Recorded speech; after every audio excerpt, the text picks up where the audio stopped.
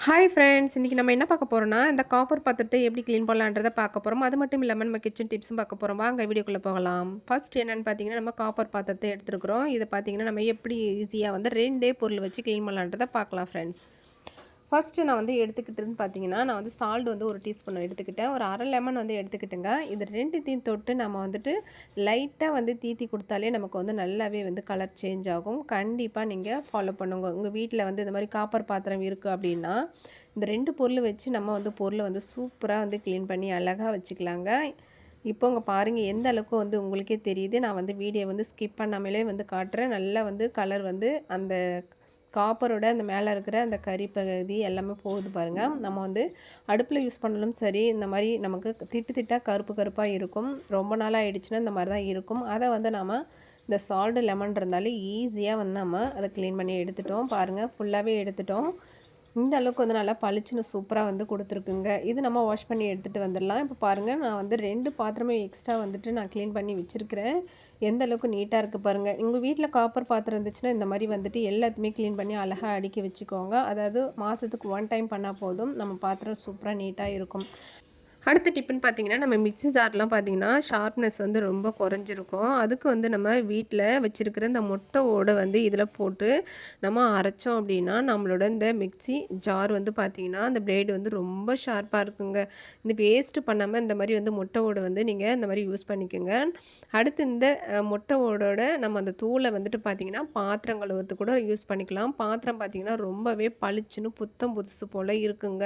கொஞ்சமா வந்து அது லிக்விடு அல்லது வந்து நம்ம விம் பார் சோப்பு தொட்டு நம்ம தீத்துனோம் அப்படின்னா, அந்த முட்டை ஓட்டு போட்டு தீத்துனீங்கன்னா, இந்த பாத்திரம் பார்த்தீங்கன்னா, ரொம்ப பளிச்சுன்னு இருக்கும். சூப்பரா வந்து நல்லா புதுசு போல மின்னுங்க. கண்டிப்பா நீங்க லிக்விட் இல்லன்னா, இது மாரி ஆட் பண்ணி நீங்க செஞ்சு பாருங்க. ரொம்பவே யூஸ்ஃபுல்லா இருக்கும். கண்டிப்பா அந்த டிப்ப ஃபாலோ பண்ணுங்க. அடுத்த டிப்புன்னு பார்த்தீங்கன்னா, நம்ம வீட்ல என்னதான் வந்து சிங்க்க வந்து வாஷ் பண்ணாலுமே சரி, அடிக்கடிக்கு பார்த்தீங்கன்னா, திட்டு திட்டா இருக்கும். அதுக்கு பார்த்தீங்கன்னா, அந்த முட்டை தோல வந்துட்டு நம்ம இந்த மாரி தூவி விட்டு, இது கூட வந்து கொஞ்சமா சோப்போ அல்லது லிக்விடோ தொட்டு நம்ம தீத்தினோம் அப்படின்னா, ஒரு 2 செகண்ட்ல வந்து நம்மளோட அந்த சிங்க் பார்த்தீங்கன்னா, நல்லா புத்தம் புதுசா பளபளன்னு சூப்பரா மின்னுங்க. இந்த மாரி நம்ம குறைவான செலவுல அழகா நம்மளோட பொருள கிளீனிங்கா வச்சுக்கலாம். கண்டிப்பா இதையுமே வந்து ட்ரை பண்ணி பாருங்க. இப்ப பாருங்க எந்த அளவுக்கு நம்ம சிங்க் வந்து எந்த அளவுக்கு பளிச்சுன்னு நீட்டா இருக்கு பார்த்தீங்களா? இப்ப அடுத்த டிப்புன்னு பார்த்தீங்கன்னா, நம்ம வீட்ல வந்துட்டு நம்ம கடாயில வந்து எண்ணெய் ஊத்துவோம். இந்த சில்வர் வானல் வந்துன்னா வெடிச்சு வரும். அதுக்கு ஃபர்ஸ்ட்டு அடுப்பு வந்து ஆன் பண்ணாம முன்னாடியே வந்து எண்ணெய ஊத்திட்டு, அதுக்கப்புறம் நீங்க ஸ்டவ் வந்து ஆன் பண்ணிட்டு நீங்க யூஸ் பண்ணுங்க. அந்த அளவுக்கு வந்து புகை எதுவும் வராம இருக்கும். அடுத்து பார்த்தீங்கன்னா, நம்ம சிலிண்டர்ல வந்துட்டு நம்ம இந்த மாரி வந்து டிப்பு செய்ய போறோம். நம்ம மிக்ஸி ஜார் பார்த்தீங்கன்னா, உடனே ஏதாவது செய்யணும் அப்படின்னு பார்த்தீங்கன்னா, தண்ணி கொஞ்சம் இருக்கும். அத வந்து ஒரு 5 செகண்ட்ல வந்து இந்த தண்ணிய வந்துட்டு நம்ம வந்து இந்த மாரி ஹீட் பண்ணோம் அப்படின்னா, அதில இருக்கிற தண்ணியெல்லாம் கம்ப்ளீட்டா வந்து நல்லா காஞ்சு போயிரும். உடனே நம்ம மிக்ஸி வந்து யூஸ் பண்ணலாங்க. நம்ம ஏதாவது பட்டை, லவங்கம் அந்த மாரி வந்து பவுடர் பண்ண போறோம்னா, அது கொஞ்சம் ஈரத்தன்மை இருந்துச்சுன்னா, இந்த ஸ்டெப்பில பண்ணீங்க அப்படின்னா, ஈஸியா நம்ம மசாலா அரைக்கிறதுக்கு ரொம்ப யூஸ்ஃபுல்லா இருக்கும். கண்டிப்பா வந்து ட்ரை பண்ணி பாருங்க. இந்த டிப்பெல்லாம் உங்களுக்கு ரொம்ப யூஸ்ஃபுல்லா இருக்கும். மறக்காம நம்மளோட சித்தா சேனல லைக், ஷேர் பண்ணிக்கோங்க. அடுத்து பார்த்தீங்கன்னா, இந்த அளவுக்கு வந்து நல்லா தண்ணி கொஞ்சம் கூட இல்ல. ஒரு 5 செகண்ட் தான் போதும். ரொம்ப டைம் எடுத்துக்காது. அடுத்த டிப்புன்னு பார்த்தீங்கன்னா, நம்ம வீட்ல வந்து சமைக்கும்போது பார்த்தீங்கன்னா, இந்த ஸ்டாண்ட் வந்து பார்த்தீங்கன்னா, துரு புடிச்சு போயிரும். அதுக்கு வந்து எப்படி மெயின்டெயின்ஸ் பண்ணி வைக்கலாம் அப்படின்றத நான் வந்து சொல்றேன் பாருங்க. நம்ம சமைச்சு முடிச்ச கையோட நம்ம வந்துட்டு இத வந்து கொஞ்சமா வந்து எண்ணெய் வந்து எதாவது ஒரு எண்ணெய் தொட்டிக்கோங்க. தொட்டுட்டு ஒரு கிளாத்தால நல்லா இந்த மாரி வந்து நல்லா தொடச்சு குடுத்தீங்க அப்படின்னா, ஷைனிங்கா இருக்கும். அதில வந்து தண்ணி பட்டாலுமே அந்த இடத்துல நிக்காது. நமக்கு வந்து அழகா மெயின்டெயின்ஸ் பண்ணி இந்த மாரி வச்சோம் அப்படின்னா, அது கருத்து போய் துரு பிடிக்காம ரொம்ப லைஃப் கொடுக்கும். கண்டிப்பா ட்ரை பண்ணி பாருங்க. ரொம்பவும் யூஸ்ஃபுல்லா இருக்கும். நம்ம வீட்ல இப்படி தான் வந்து செய்கிறது. ஃபர்ஸ்ட்டு ஒரு ஸ்டாண்டு வாங்கிட்டு வந்தேன். ரொம்பவே வீணா போயிருச்சு. இதுக்கப்புறம் இது வீணா போகக்கூடாதுன்றதால இந்த ஸ்டெப் வந்து நான் ஃபாலோ பண்ணிட்டுருக்கேன். கண்டிப்பா இந்த மாரி பண்ணீங்கன்னா, உங்களோட ஸ்டாண்டு வந்து எப்பவும் புதுசு போல அழகா வந்து மெயின்டெயின்ஸ் பண்ணலாம். கண்டிப்பா ட்ரை பண்ணி பாருங்க ஃப்ரெண்ட்ஸ். இந்த மாரி பண்ணீங்க அப்படின்னா, உங்களோட ஸ்டாண்டு ரொம்பவே புதுசு போல நல்லா பளபளன்னு அழகா நீட்டா இருக்கும். கண்டிப்பா இந்த எண்ணெய தொட்டு நம்ம குறைவான செலவுல எப்படி வந்துட்டு நம்ம வீட்ல இருக்கக்கூடிய பொருள அழகா வந்துட்டு நம்ம சூப்பரா வச்சுக்கலான்றத இன்றைக்கி நம்ம வீடியோவில் வந்து எனக்கு தெரிஞ்ச வரைக்கும் சின்ன சின்ன டிப்ஸ் எல்லாம் உங்கள் கூட வந்து ஷேர் பண்ணுறேன் ஃப்ரெண்ட்ஸ். கண்டிப்பாக தெரிஞ்சுக்கோங்க. இப்போ நம்மளோட ஸ்டாண்ட பார்த்தீங்கன்னா, சூப்பரா வந்துட்டு நம்ம கிளீன் பண்ணியாச்சு. அடுத்த டிப்புன்னு பார்த்தீங்கன்னா, நம்ம ஆயில் பாட்டில் வச்சிருப்போம். அதில வந்து நம்ம எண்ணெய் ஊத்தும்போது பார்த்தீங்கன்னா, அப்படியே வழிஞ்சிட்டு ரொம்ப பிசுபிசுப்பா இருக்கும். வைக்கிற இடமெல்லாம் பார்த்தீங்கன்னா, எண்ணெய் வழிஞ்சு கிடக்கும். அதுக்கு வந்து என்ன பண்ணலாம் பார்த்தீங்கன்னா, வேஸ்ட் ஸ்டாக்ஸ் இருக்கும் இல்லையா? அத வந்துட்டு நம்ம அது மேல கவர் பண்ணிட்டோம் அப்படின்னா, நம்ம எடுக்கிறதுக்கும் ரொம்ப ஈஸியா இருக்கும். எண்ணெயுமே வந்து நமக்கு அங்கங்க சிந்தாதுங்க. கண்டிப்பா அந்த டிப்புமே வந்து வீட்ல வந்து ஃபாலோ பண்ணி பாருங்க. நம்ம வீடுமே வந்து நீட்டா இருக்கும். நம்ம ஆயில் கேனுமே வந்து நீட்டா அழகா இருக்குங்க. நம்ம இந்த மாரி வந்து யூஸ் பண்ணோம் அப்படின்னா, நம்ம எடுத்து ஊத்துறதப்போ நம்ம கைகள்லயுமே எண்ணெய் பிசு இருக்காது. வாரத்தில் 1 டைம் வந்து இதை வாஷ் பண்ணி போட்டுக்கோங்க. இந்த டிப்புமே உங்களுக்கு பிடிச்சிருந்தா மறக்காம நம்மளோட சேனலுக்கு ஒரு லைக் ஒன்று கொடுத்துருங்க. அடுத்த டிப்புன்னு பார்த்தீங்கன்னா, நம்ம வீட்டில் வந்து மசாலாலாம் வந்து டப்பா வந்து யூஸ் பண்ணுவோம், பாட்டில்லாம் யூஸ் பண்ணுவோம். அதில் பார்த்தீங்கன்னா, கொஞ்சம் கொஞ்சமாக மசாலா அந்த நம்ம கொட்டி வச்ச அந்த பருப்பு வகை தூள்கள்லாம் இருக்கும். அதை வந்து வீட்டில் எப்படி க்ளீன் பண்ணலான்னு பார்த்தீங்கன்னா, கொஞ்சமாக வந்து வினிகர் வந்து சேர்த்துட்டு ஒரு டிஷ்யூ பேப்பர் வச்சு நல்லா ஃபஸ்ட்டு க்ளீன் பண்ணிவிடுங்க.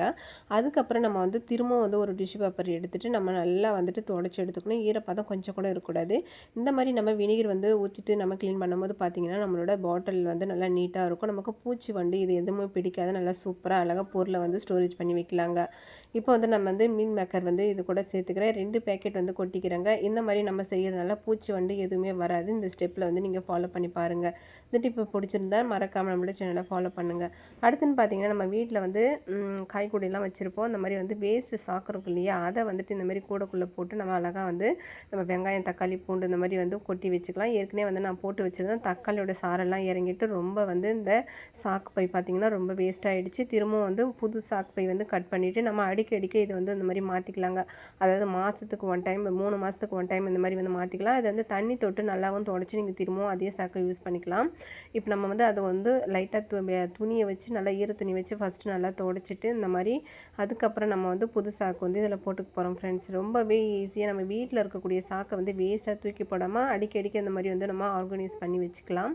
ரொம்பவும் சேஃபாக இருக்கும். நமக்கு வந்து அழுக்கு படிஞ்சாலுமே க்ளீன் பண்ணுறதுக்கு ரொம்ப ஈஸியாக இருக்கும். பார்க்குறதுக்குமே ரொம்ப நீட்டாக இருக்கும். ஆல்ரெடி ஷார்ட்ஸ்லையுமே வீடியோ போட்டிருக்கேன். நம்ம லாங் வீடியோலையுமே வந்து போட்டிருக்கிறேன். எப்படி வந்து வெங்காயம், தக்காளியெல்லாம் வந்து ஸ்டோர் பண்ணணும்னு சொல்லிட்டு திரும்பவுமே வந்து நான் வந்து க்ளீன் வீடியோ சரி போட்டுடலாம் அப்படின்ற மாதிரி இன்றைக்கி வந்து இதை நான் க்ளீன் பண்ணி காமிக்கிறேங்க. இப்போ நம்ம வந்து க்ளீன் பண்ணியாச்சு ஒரு வழியாக. இந்த மாதிரி அடிக்கடிக்கு நம்ம க்ளீன் பண்ணோன்னா நமக்கு வந்து எந்த ஒருமே பிசுப்பு அதிகமாக பிடிக்காது. ஈஸியாக சூப்பராக வந்து க்ளீன் பண்ணிவிட்டு இந்த மாதிரி வந்து ஸ்டோர் பண்ணி வச்சுக்கலாங்க. தக்காளி வாங்கிட்டு வந்தீங்கன்னா இந்த மாதிரி வந்து எட்ட கொஞ்சம் வந்து நல்லா கவுத்த வேணிக்கி வச்சிங்கன்னா இந்த தக்காளி வந்து சீக்கிரமாக வந்துட்டு அழுகி போகாமல் நம்ம வந்து ஸ்டோர் பண்ணிக்கலாம். ரொம்பவே யூஸ்ஃபுல்லாக இருக்கும். அது வெயில் காலத்துலலாம் பார்த்திங்கன்னா தக்காளி வந்துட்டு ரொம்ப நாளைக்கு வந்து வச்சுக்க முடியாது. உடனே வந்துட்டு சுருங்கி போயிடும். அதிகமாக ஃப்ரிட்ஜ்லேயுமே வச்சாலுமே அதோட டேஸ்ட் வந்து மாறி போயிடும். நம்ம வந்து பண்ணுறோம் அப்படின்னா இந்த மாதிரி ஸ்டெப்பில் வந்து பண்ணோம் அப்படின்னா இந்த தக்காளி வந்து அட்லீஸ்ட் வந்து ஒரு 10 நாளைக்காவது வச்சு யூஸ் பண்ணிக்கலாம். இந்த மாதிரி ஸ்டெப்பில் பண்ணிங்கன்னா உங்களோட தக்காளி நல்லா சூப்பராக ஃப்ரெஷ்ஷாக இருக்கும்.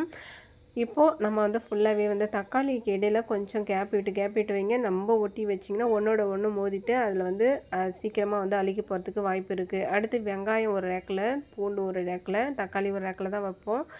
நம்ம வீட்டில் பண்ணக்கூடிய சின்ன சின்ன விஷயங்களை உங்கள் கூட வந்து ஷேர் பண்ணிக்கிட்டேன். இது வரைக்கும் நான் சொன்ன இந்த டிப்ஸ் எல்லாம் உங்களுக்கு ரொம்பவே யூஸ்ஃபுல்லாக இருக்கும்னு நினைக்கிறேன் ஃப்ரெண்ட்ஸ். மறக்காமல் நம்மளோட சித்தா சேனலுக்கு ஒரு லைக், ஷேர், சப்ஸ்கிரைப் வந்து பண்ணிக்கோங்க.